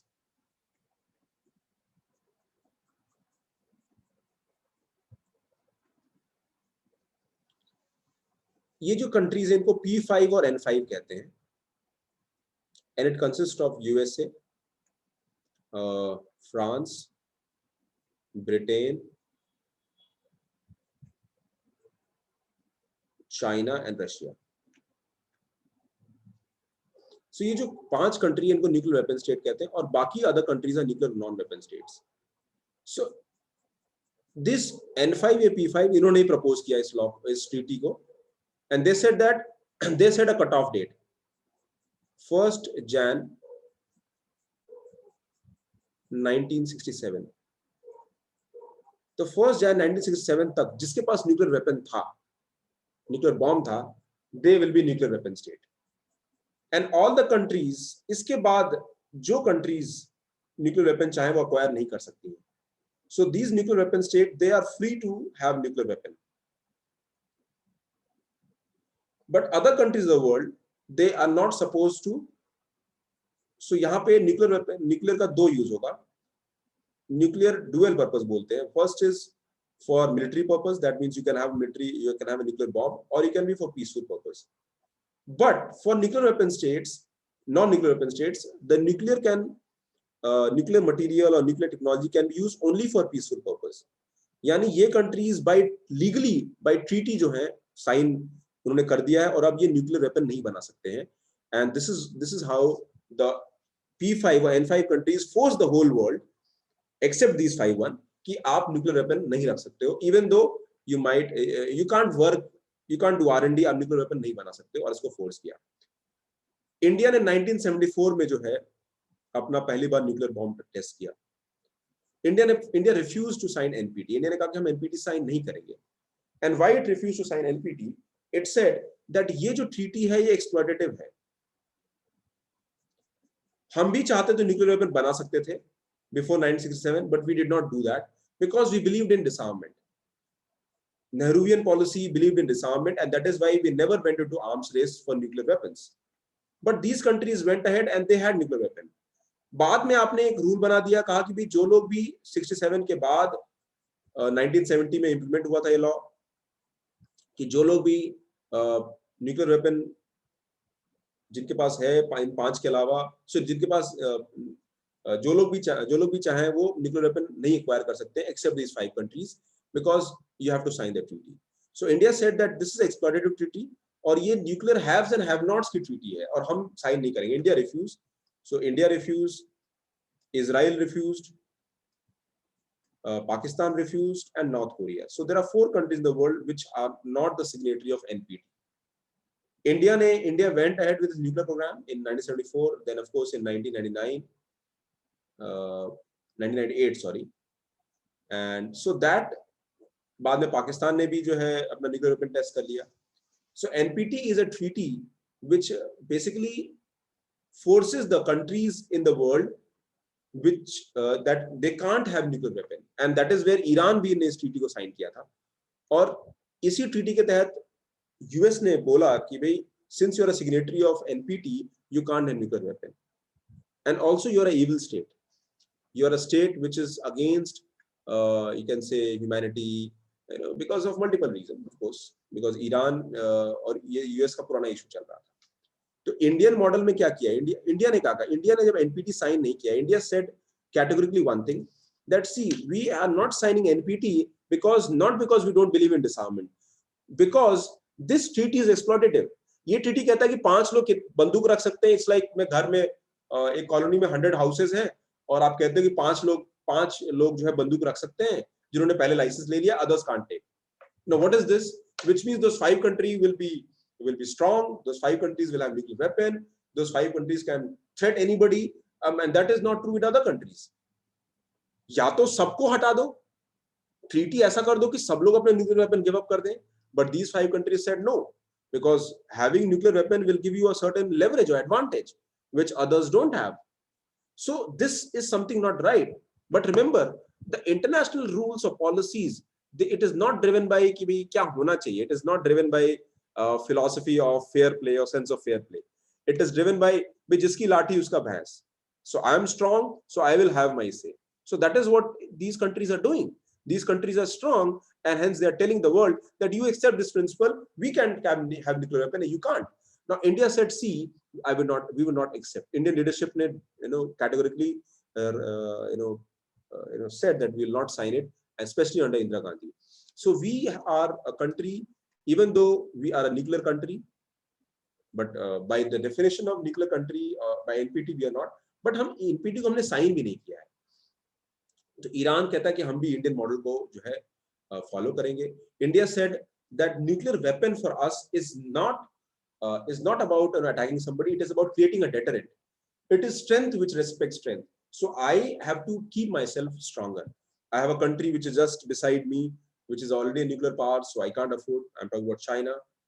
Pakistan, India said that we'll try to ensure our security. फिर बाद में Pakistan also was able to manage nuclear weapon.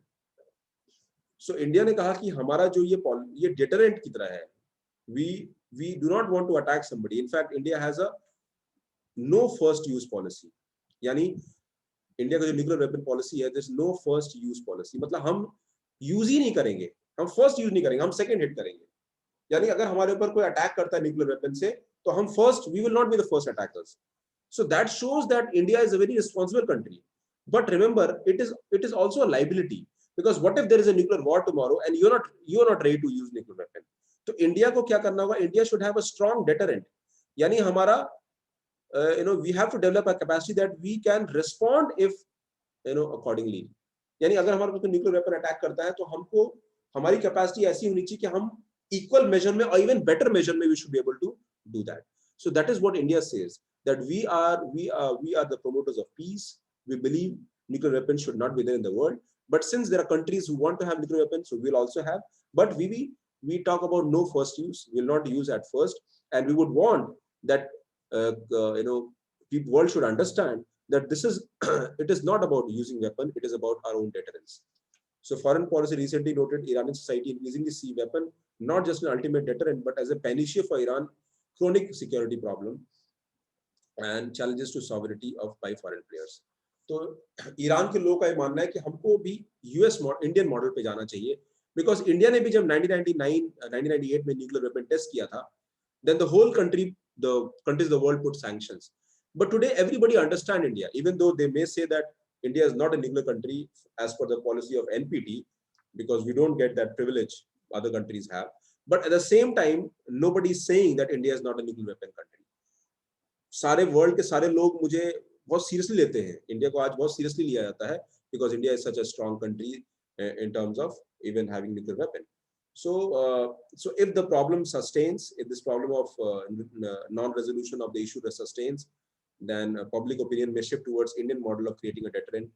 And Iran का एक बहुत problem है Israel से. Iran का एक बहुत पुराना प्रॉब्लम है in terms of the history, and Israel is basically a USA's ally. Israel एक बहुत strong जो है USA का ally है. Israel is a country which is the country of Jews, and Jews is the strongest community of USA. Jews practically USA को control करते हैं. I'm talking about economics of economy of USA. In fact, the entire financial system, the banking is actually controlled by Jews. Okay, and that is the reason USA का position जो है Israel का position USA नहीं कर पाता है, even if they want to. So that is how the reality has been by the. So Iran का issue कैसे होता है? That is how it is. This is the relation between IAEA and NPT, which I've already explained in detail. आप इसको पढ़ लेना. And how IAEA, which is the International Atomic Energy Agency, which mainly looks at, ये लोग क्या करते हैं, ये जो नॉन न्यूक्लियर वेपन स्टेट्स हैं, यहाँ पे कोई भी न्यूक्लियर प्रोग्राम चलता है, so they can check the program. They can set their team. They can check the power plants. Okay, so we have to see how this whole issue is resolved in the coming year. Okay, so JPCO आएगा या नहीं आएगा is something that will only time will tell. So IAEA is a body which has a power to do searches over the nuclear power plants, and they will ensure that the nuclear weapon is only nuclear power plants are used only for the peaceful purpose. वो bomb बनाने के लिए काम नहीं कर सकते हैं. So that is what is the function of the IAEA. So it is believed that IAPA might be able to maybe come to a solution by involving Iran. But ये issue भी चलेगा. ये issue I don't see a solution coming in the recent time. This will come in news many times. अगले एक साल में news में बार-बार आएगा, because it is an old issue, and I think that it will take time to find a resolution. Okay, so Iran deal could be rescued by IAEA. That is it. Article 3 of NPT, इसको पढ़ लीजिएगा, and the technicalities can be there. So ये दो article है science का, इसको देख लेना. I'll explain it in the next class. I'm little, my throat is थोड़ा सा problem है throat में, so I'll stop now, and tomorrow is again my class on agriculture, so we'll continue that. If you have any doubts, you can ask me, then I'll go through a day. Any issues, guys? थोड़ा current affairs, थोड़ा technical है आज के articles, but still I would expect you to read them. And if there are any doubts remain, I'll take it tomorrow. Okay.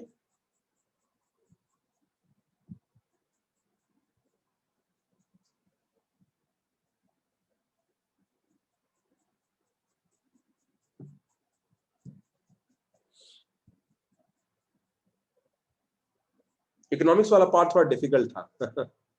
Okay. Articles कभी-कभी tough होते हैं. Conceptually I think you need to read my notes. I think, and that will be more than sufficient to crack the UPSC questions with the prelims or mains. ठीक है Devashish? Map marking class कब होगी? Okay, मैं पूछता हूँ नीरज से, maybe will take some extra class on map marking. Map marking आपका नहीं हुआ है अभी किरण? ओके, चलो चलो. So that is all for today, guys. Thank you very much. Any doubts, any issue, you can ask me. Take care. God bless you. Let's meet tomorrow. Tomorrow is a new topic. We are starting a new module in Indian agriculture. So we'll start with Indian agriculture. It's a fresh topic, and I want your attention in tomorrow's class. Take care. God bless you.